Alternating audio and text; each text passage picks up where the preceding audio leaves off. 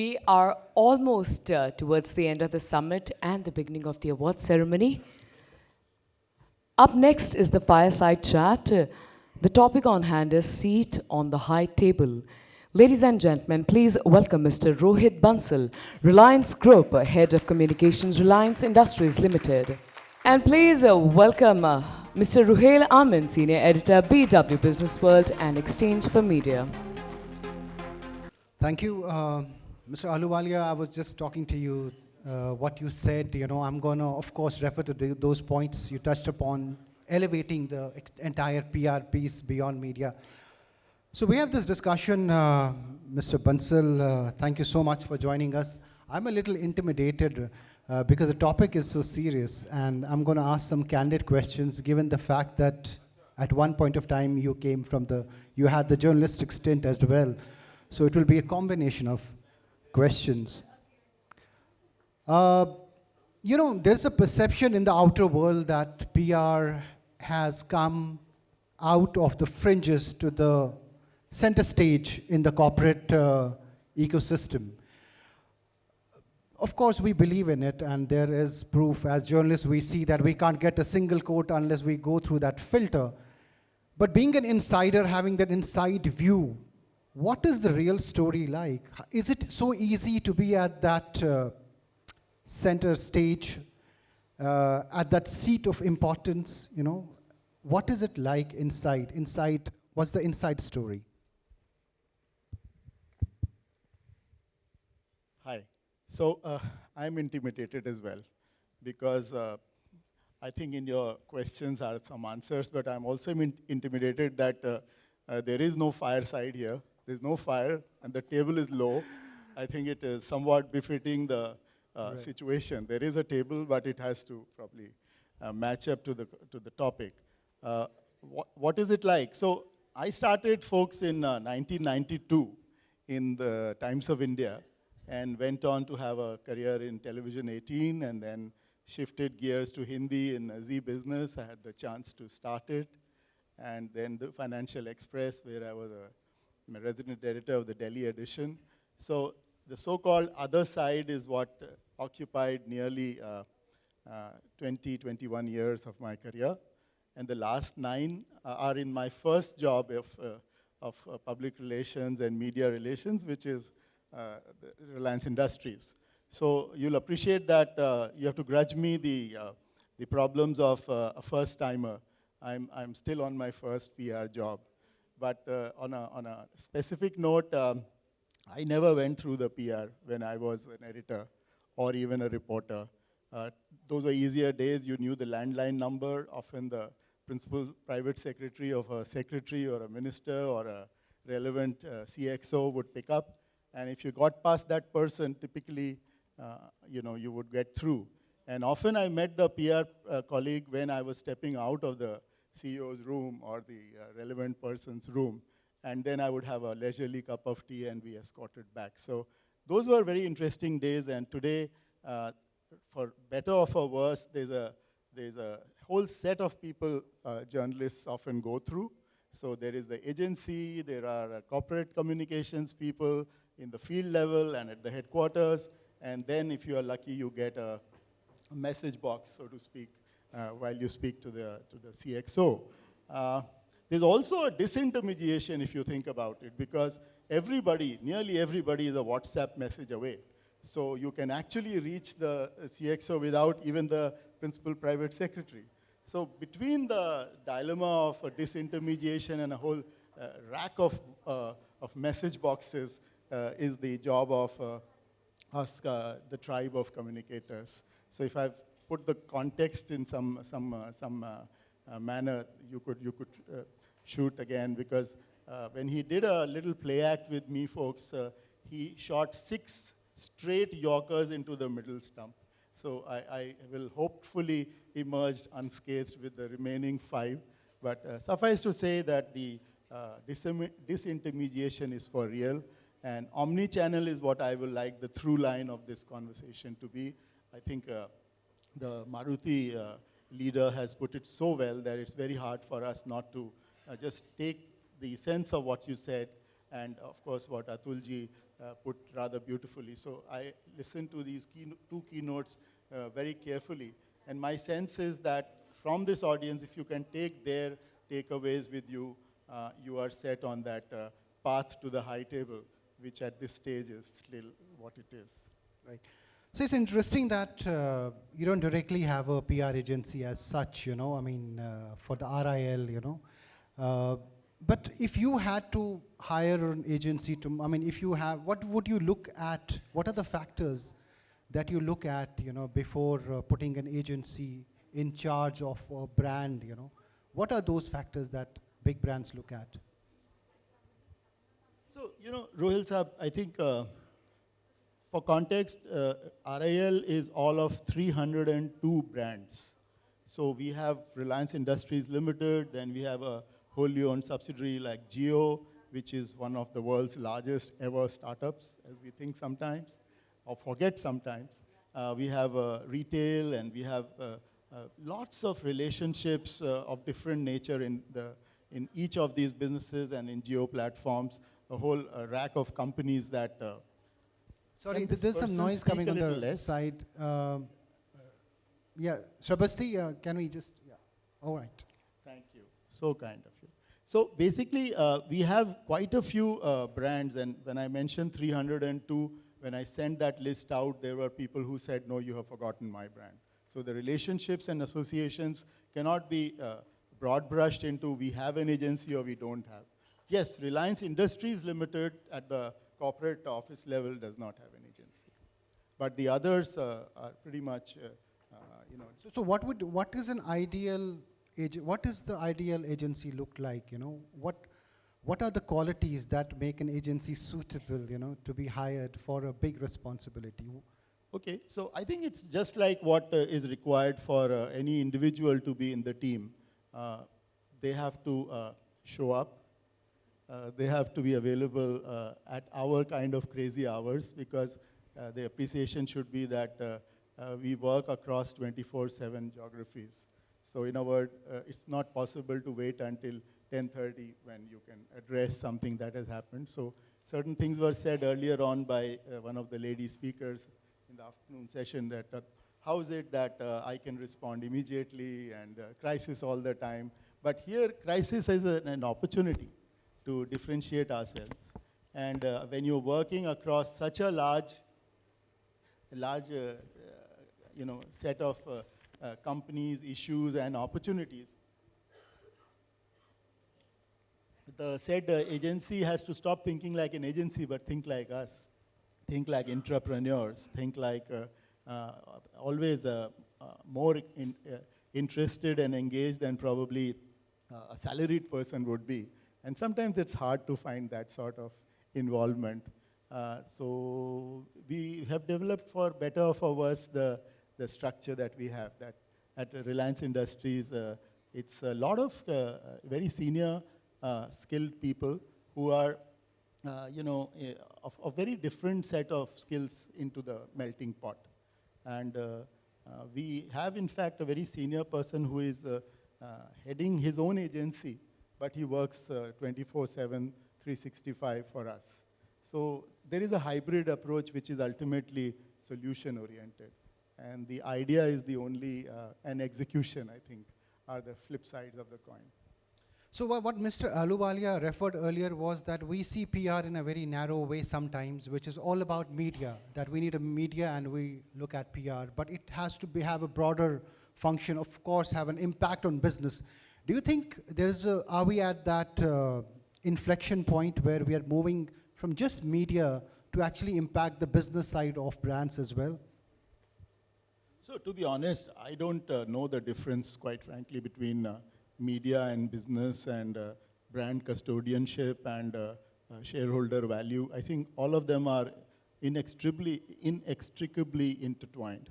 And ultimately, you have to have stamina, as Atulji said. You have to have the ingenuity and be omni-channel. I think the Maruti leader mentioned how you have to be everywhere to engage with audiences in formats that are short, snackable, video, and all of it.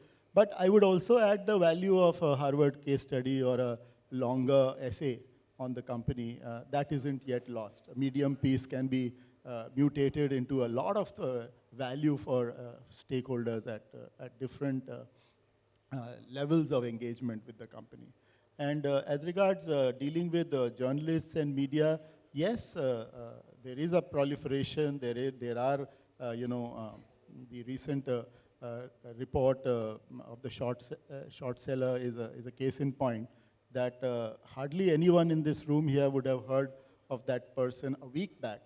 And today, there's hardly a person here who wouldn't have heard.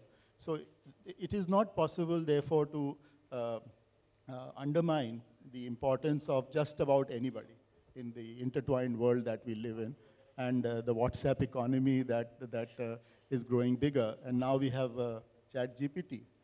There are so many things that people will start believing the moment they type ChatGPT. Now, what are the algorithms that are driving it is not my real expertise. But I think that the communication tribe that we are, we need to be well aware of some of these tools. We need to be constantly figuring out where we fit in as a company.